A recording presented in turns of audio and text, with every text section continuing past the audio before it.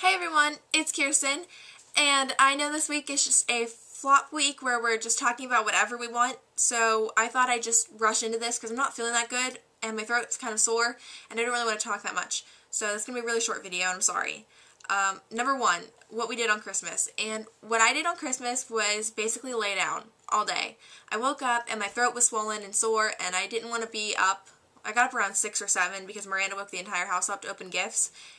But basically once I got done opening up my gifts, I went right back to sleep, and I slept most of the entire day. I got up for dinner, and then I just went right back to sleep.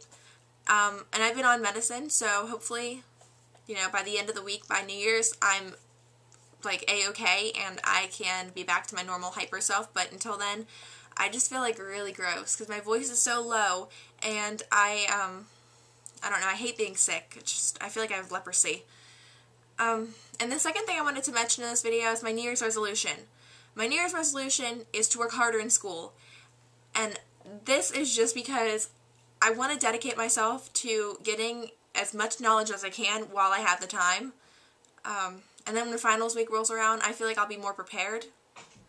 Oh, and if you didn't already notice, there is a Justin Bieber cardboard cutout behind me.